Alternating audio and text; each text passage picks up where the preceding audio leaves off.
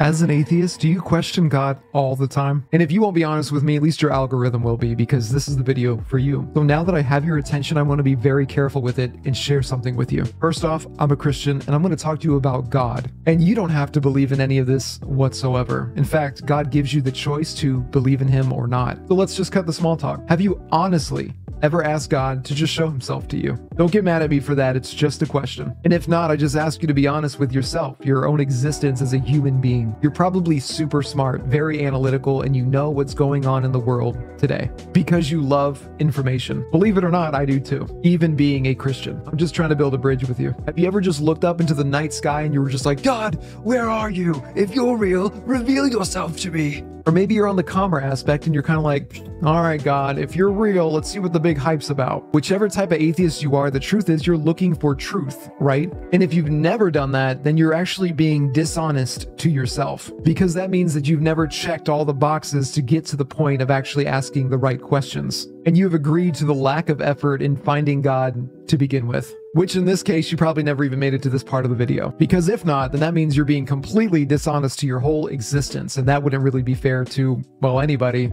especially you. What I'm trying to say is, you should try. Otherwise, you'll never know. Then you would want to put yourself in the position to ask these questions. And I'm trying to let you know that I've asked those questions, that I let my guard down. I became vulnerable to the idea of God. And it was the greatest thing that I've ever done in my life. You have to ask God wholeheartedly. You can't have ego. You can't have pride. The situation might even look like you're just sitting on the floor looking up at your popcorn ceiling in your room, and you're just like, God, I don't really believe in you. But if you are real, and you show me that you're real, and show me in a way that I myself could never deny it. And to be honest with ourselves at this point, we're going to give God the benefit of the doubt that he is doing something. At this point, I want you to pay attention to all the little coincidences that are going to begin to manifest in your life. And since I said to be real with yourself, that means be real as in like, you know, the issues that you have. So let's say you're addicted to pornography.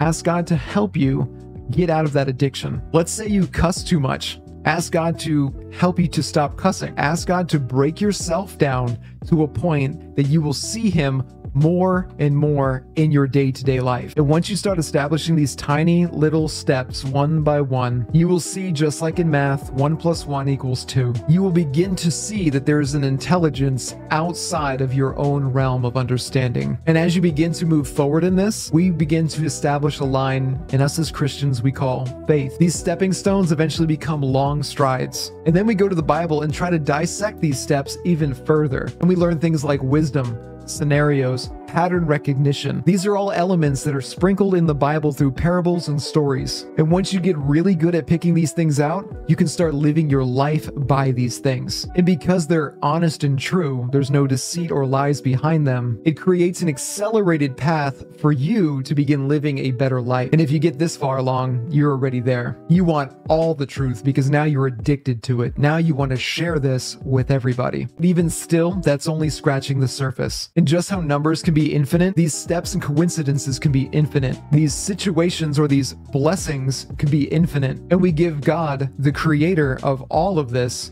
the glory for allowing us to step into this realm with him. We learn of Jesus Christ, who is the truth, and that truth is a sustainable source. And we begin to apply this source with us every single day. In fact, we love it so much, and we love the blessings, and we understand the truth so much, we want to live in this truth forever. And there's only one way to this source, and that way is Jesus Christ. So what I'm trying to say is, if you're tired of living the way that you are, I want you to know that there is another path to live by. And if you thought that living a life without God was great, wait until you cleanse yourself of all of these things that were holding you back from a truth that is greater and more divine than you have ever known. And I'm just gonna say this just so you don't think I'm crazy. I've been a barber for 15 years. I'm 34 years old. I just paid off my car. I do social media full time. I have a wonderful child and a beautiful wife. I grew up poor, but now my life has enough where I can help other people. And I just want to be transparent with you. This video is only for your benefit. There's no smoke and mirrors here. One day,